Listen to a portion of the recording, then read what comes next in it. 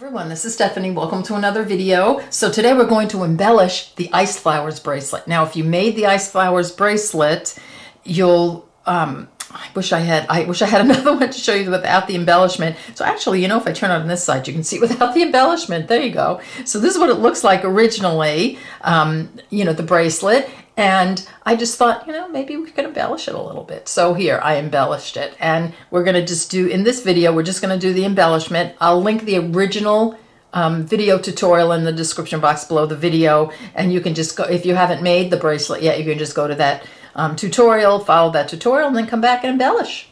All right, so let's get started.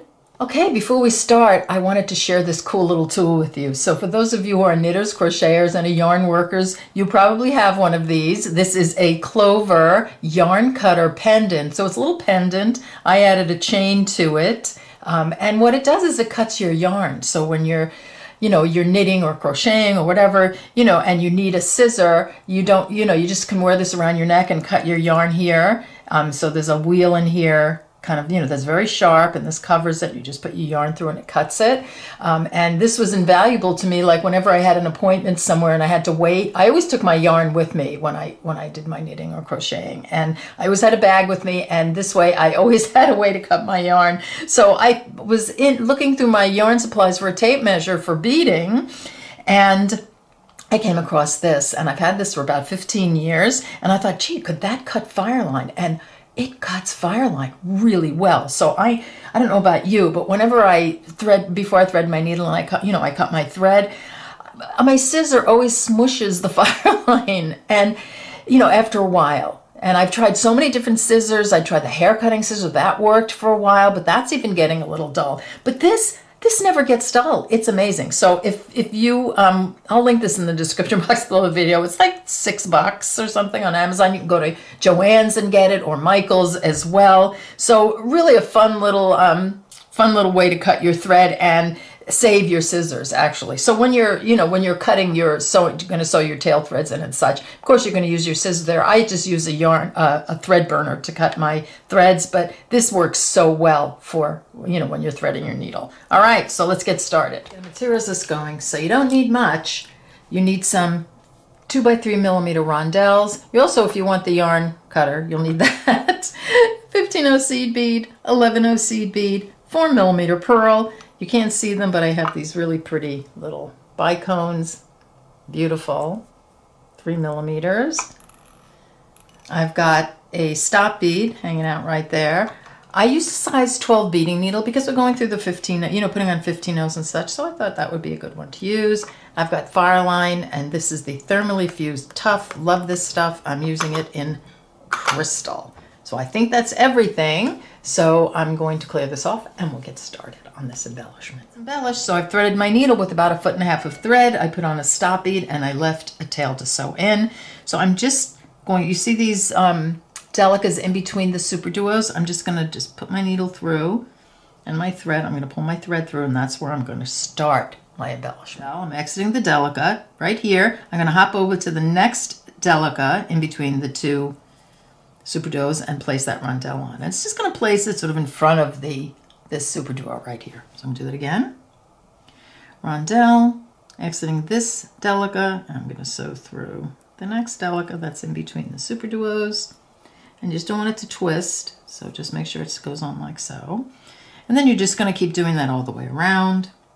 Rondelle, exiting here, this delica, I'm just going to hop over to this one. So just do that all the way around. You'll have 6 of your rondelles on. Adding my last rondelle.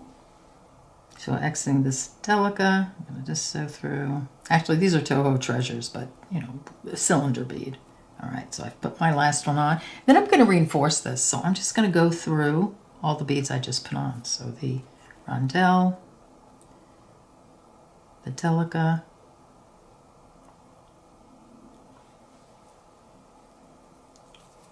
like so, and I'll just let you do that all the way around. Reinforced all the way around, by going through the delicas and the rondelles. I'm exiting a rondelle, so I'm going to pick up my 4 millimeter pearl, and I'm exiting this side of the rondelle. I just want you to go to the one that's directly across on the other side and sew through the other side of that one. So you're coming out of this one, you're going to go through this one from the opposite side. It's just going to place it on so it sort of at a diagonal so that it sits nicely.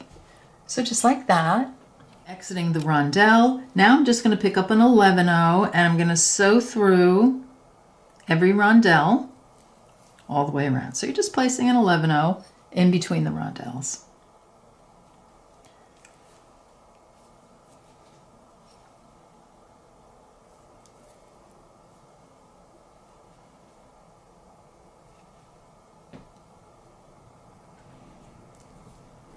So just like that, keep going all the way around. 11-0 through this rondelle here.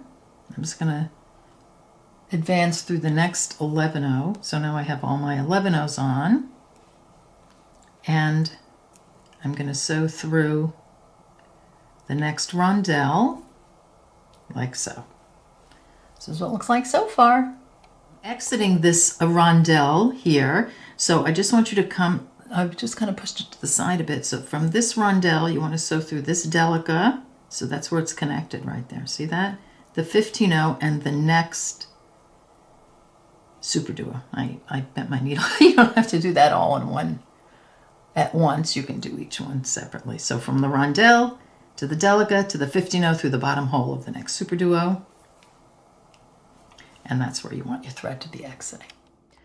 Okay, we're exiting the bottom hole of a super duo right there.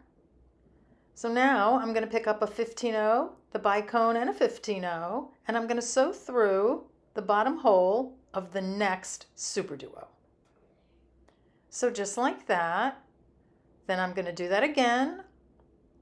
The 15-0, the bicone, and the 15-0. Exiting there, bottom hole of that super duo, sewing through the bottom hole of the next super duo. Just going to continue that all the way around. Okay, last 15-0, bicone 15-0. Exiting the bottom hole of the super duo, the last super duo going through, that's the very first one we started with. Make sure my needle is going through the super duo, so just like that.